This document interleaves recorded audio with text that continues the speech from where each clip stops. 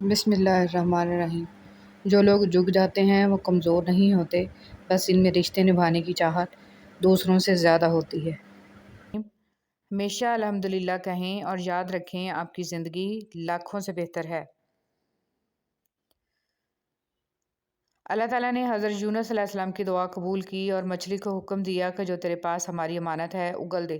40 دن کے بعد مچھلی نے دریا کے کنارے پر آپ کو زندہ سلامت اگل دیا۔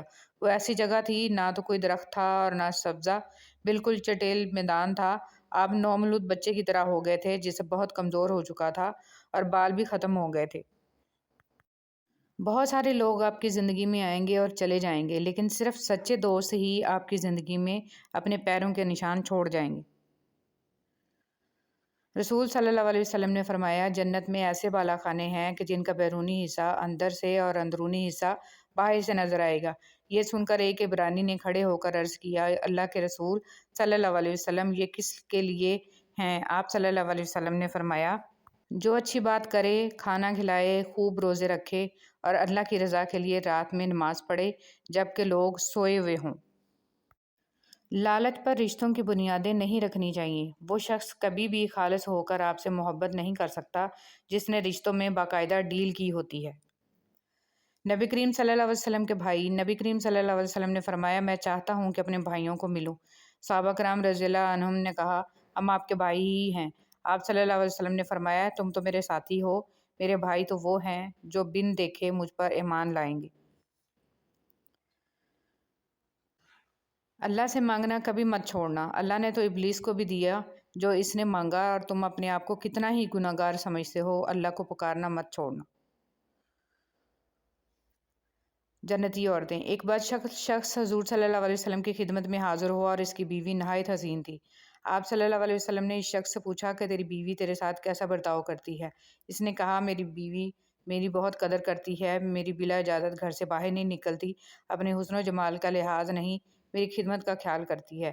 یہ سن کر آپ صلی اللہ علیہ وسلم نے فرمایا کہ جا اور اس سے کہہ دے کہ وہ جنتی عورتوں میں سے ہے، کیونکہ باوجود حسن و جمال کے اپنے شوہر کی تابعداری کرتی ہے، اس کی بدصورتی پر نہیں جاتی۔ اس حدیث سے معلوم ہوا کہ شوہر کی خدمت کرنے سے عورت کو جنت حاصل ہوتی ہے، بالخصوص وہ عورت جو کہ حسن و جمال میں شوہر سے بڑھ کر ہے، مگر وہ حسن و جمال پر فخر کی بجائے شوہر کی خدمت پر فخر کرتی ہو۔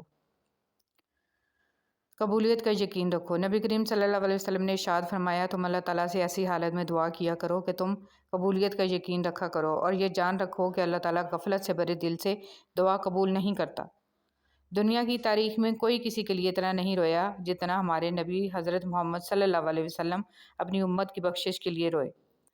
ایمان مکمل کرنے والے 3 اعمال۔ حضرت انس رضی اللہ تعالیٰ عنہ سے روایت ہے کہ نبی کریم صلی اللہ علیہ وسلم نے ارشاد فرمایا، 3 خوبیاں جس شخص میں پائی جائیں، اس کا ثواب اور بدلہ اللہ تعالیٰ کے ہاں واجب ہو گیا اور اس کا ایمان بھی مکمل ہو گیا۔ اچھے اخلاق جن کے ساتھ لوگوں میں زندگی گزارے، ایسا تقوی جو اس کو گناہوں سے بچا سکے، ایسی بردباری، تحمل مزاجی اور صبر جو اس کو نادان آدمی کے ساتھ نادانی سے پیش آنے سے روک سکے۔ حضرت رابعہ بصری سے کسی نے پوچھا کہ کیا گناہ گار کی توبہ قبول ہوتی ہے؟ فرمایا، انسان اس وقت تک توبہ کر ہی نہیں سکتا جب تک اللہ توفیق نہ دے، اور جب توفیق مل جائے پھر قبولیت میں کوئی شک نہیں رہتا۔ تھوڑی سی تھکاوٹ پر نماز نہ چھوڑے انسان، ان سے کچھ سیکھ جنہوں نے جسم میں خنجر ہوتے ہوئے بھی آخری سجدہ نہ چھوڑا۔ اگر بے حجاب، کھلے سر اور تنگ کپڑے پہن کر گھومنا اور اپنے چہرے یا جسم کی نمائش کرنا ماڈرنزم کہلاتا ہے تو میرے خیال میں جانور سے زیادہ ماڈرن تو کوئی بھی نہ ہوا۔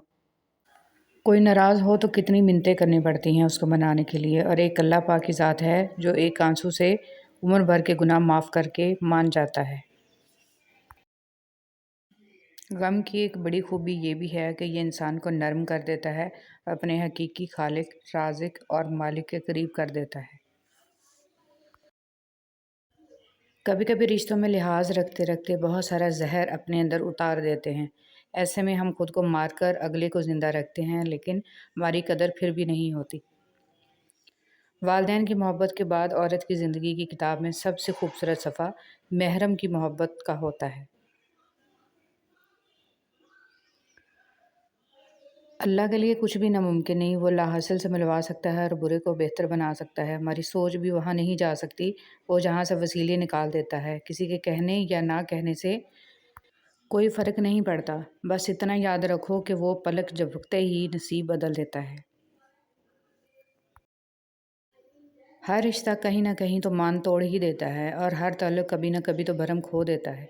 ये सिर्फ़ अल्लाह ताला ही की ज़ात है कि जिसका तो आसरा सदा कायम रहता है। उम्र से ज़्यादा हालात इंसान को जल्दी बूढ़ा कर देते हैं। इंसान को काम और मेहनत से इतनी थकावट नहीं होती, जितना लोगों के रवैये थका देते हैं। जो लोग वाक़ई ही परवाह करते हैं, वो हमेशा आपकी ज़िंदगी में वापसी का रास्ता तलाश करते हैं। मर्द की वफ़ा का पता औरत की बीमारी में लगता है कि सिक्का खोटा है या खरा, और औरत की मोहब्बत मर्द की बेरोज़गारी के वक़्त पता चलती है कि वो कागज़ी साथी है या वाक़ई शरीक हयात है। कुछ लोगों के लिए मसरूफ़ ज़िंदगी से वक़्त निकालना पड़ता है और कुछ लोग ऐसे भी होते हैं जिन्हें दिल से निकालने के लिए ज़िंदगी को मसरूफ़ करना पड़ता है। अगर आपने अपनी चाह में कोई कसर नहीं छोड़ी मगर आपका साथी फिर भी आपसे खुश नहीं है तो इसे आज़ाद कर दें और इसे ढूँढने दें आपसे बेहतर। यकीन करें, मोहब्बत ठुकराने वाले की तरफ मोहब्बत कभी पलट कर नहीं आती। मोहब्बत खूबसूरत नहीं होती, निभाने वाले इसे खूबसूरत बनाते हैं। मोहब्बत में एक चुनते हैं, बाकी सारा जहान छोड़ देते हैं, क्योंकि ये एक शख्स ही सारा जहान बन जाता है।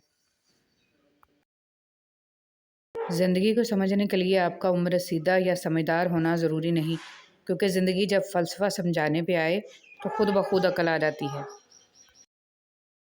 कुछ आज़माइशें और मुश्किलात ऐसी भी होती हैं जिनके ख़त्म होने पर इंसान को एहसास होता है कि ज़हमत नहीं बल्कि रहमत का बाइस थी। दिल में खोट हो तो दुआ, अता और मोहब्बत तीनों रास्ता बदल लेती हैं। जब बंदा मुखलिस हो तो इज़्ज़त अल्लाह पाक देता है। दिलों में बसने वाले तो फूलों के जैसे होते हैं, दुनिया से चले भी जाएं तो पीछे यादों की खुशबू छोड़ जाते हैं।